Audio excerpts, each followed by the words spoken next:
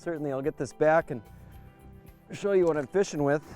Of course, it's the bread and butter jig, and it looks like Jim's hooked up again. We're on a nice little pocket of fish here, but when it comes to looking at some new water and trying to get a pattern, it's always good to start with confidence baits, and for me, a 1/2 ounce jig is one of them. And you can fish this jig swimming it, you can hop it around the cover, so we've got a lot of different cover types to experiment with. So I'm starting out with the jig, just the standard jig, and we'll keep experimenting with presentation throughout the day and see what works. I'm fishing 40-pound 832 on this rod.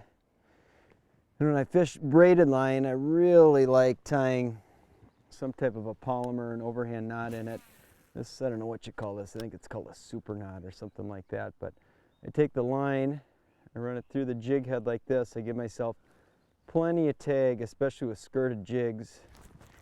So you can see how much tag I've got here. He's got another one while I'm cutting bait. I'll wrap the line around both of those. I'll bring that first loop I made right back through that loop.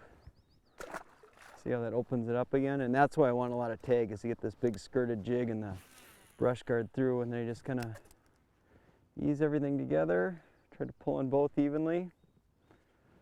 And bingo. There you got it. That's bulletproof. That's not going to come out. It's got a lot of bulk to it as well.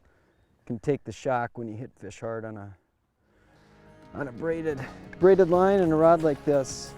You can see there's a lot of different hooks in this box. It's a beauty, but it's for a lot of different situations, and we always like to make sure that we have the right hook for the job, just like the right tool for the job.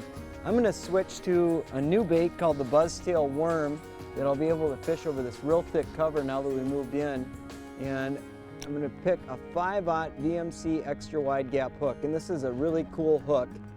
It's got the point offset by just a couple degrees, so it catches the fish's mouth a little easier when it slides through, which is a great deal for higher hooking percentages.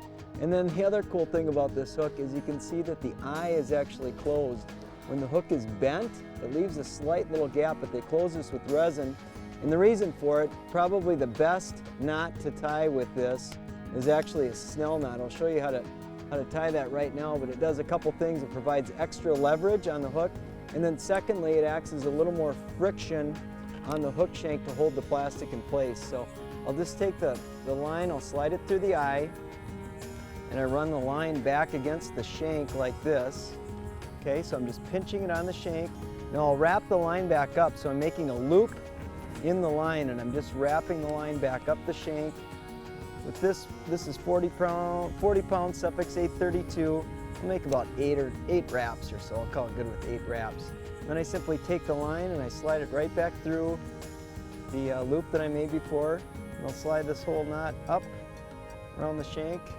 And there you have it, a snell knot. You can see that extra bulk on the line does create a nice little point of leverage on the hook, and holds the plastic on in place. So hopefully I'm going to catch him on my new buzztail worm with this.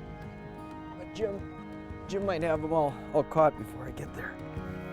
There's a good one. Oh, big fish, big man. bass. Big fish, Whoa, big look fish. at that. That's a big one. Big fish. Holy smokes.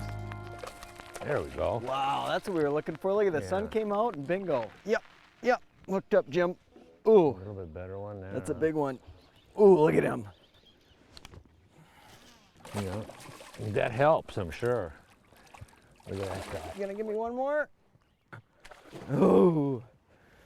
Come here. I know you're talking. Look at that guy there. Ooh, that's a beautiful bass, no question about it. Spring fishing is sort of a volatile time of the year. You have to move with the fish. You have to change your presentation. But I can guarantee you one thing, it's one of the best times of the year to catch some number of real big bass if you get in the right situation.